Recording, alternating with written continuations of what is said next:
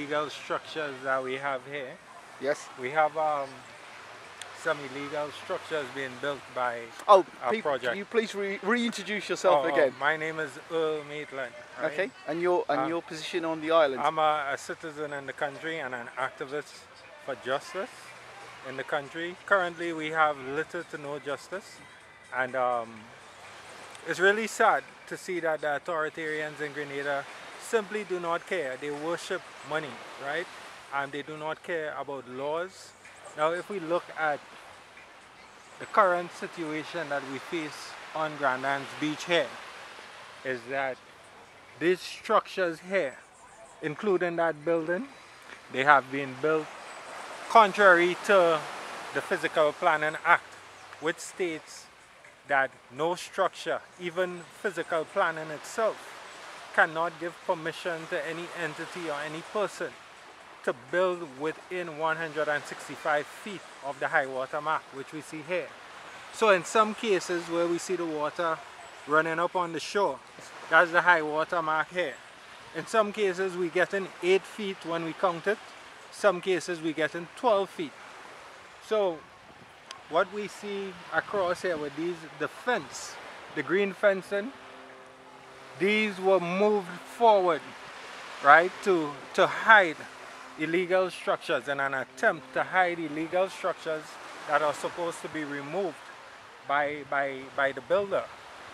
It was moved closer to the high water mark. So we do not have the freedom of movement as Grenadian citizens according to the Constitution, even to move on our own beaches. We did form a group that speaks to this, and these fencing and everything were moved forward to cover up the illegal activity.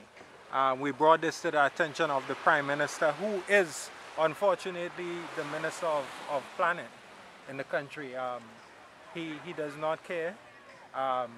He went to New York in a town hall meeting and made statements that the gentleman who is building here at the Silver Sands project is a billionaire, and we're lucky to have him here in Grenada, and that he could go to any country and he would be accepted because he has money. This message is simply to tell the Prime Minister that we do not care about money. What we do care about is morality and law and principle, and this is what must be followed. He was elected and he has to honor the Constitution of Grenada. My freedom of movement has been taken away. I am supposed to be able to move through Grenada, throughout Grenada, unmolested on public space, and this is not the case here. So, as I said, unfortunately, shortly after the beauty of Grand Anse Beach, it would be taken away. The citizens would not be able to even place a beach towel here in the near future, to even get a tan, even the tourists, because this piece of land here is now owned. It has been captured by the project, by Silver Sands project. We are not against development on the island. We do welcome all visitors to Grenada, all visitors. But the visitors as well must honor the laws of our country, just as we do, just as the Prime Minister is supposed to do. And we do care about our heritage. This is the #1 tourist attraction in Grenada. And to see that it is taken away and there's this false promotion that persons with monies could come to this country and just do as they please. That's rather unfortunate, as I said. So besides having this, there's much victimization in almost every ministry that we could think of, where persons are collecting monies and failing to do their duties, intentionally failing to do their duties. It has been pointed out on many occasions, but it continues. We have made contact with the United Nations, we have made contact with the International Labour Organization. There's much victimization here on this beautiful island, right? It's really sad to see this is the stage we are at in 2018, where laws apparently do not apply to persons that have monies or persons that are in close contact or in close friendship with the Prime Minister. It's really unfortunate. It's disturbing.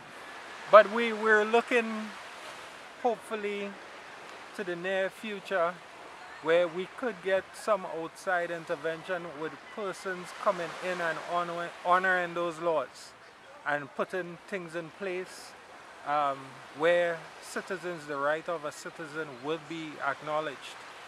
And it's sad to have to reveal the ugly truth of the island, what is happening here. It's really, you know, it's embarrassing actually to say this is the stage where we are at, right? Being neglected by the ministers and the parliamentary representatives and all these other persons that have infiltrated our system and taken over.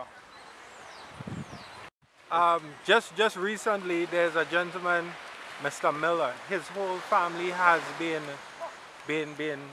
they have fallen victims, basically, to the project, right?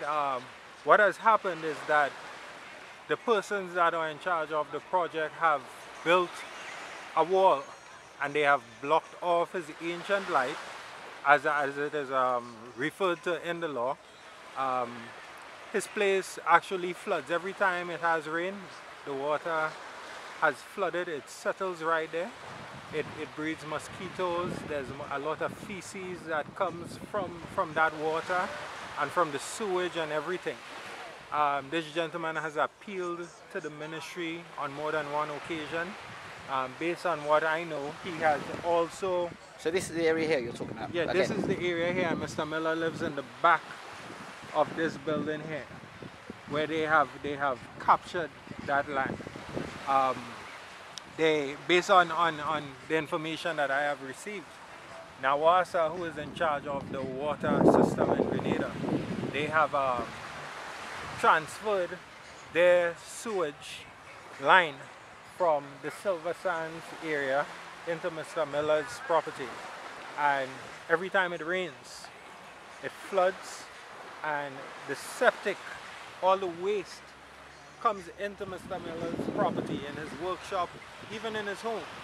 And he has to be cleaning feces all the time. And based on what I was told by him, it has been happening for 2 years now. He has called on the government. He went to the media down here, and nothing has been done. He has been neglected. He is a taxpayer. He is a law-abiding citizen, just as myself, but he is being neglected by the officials of the government.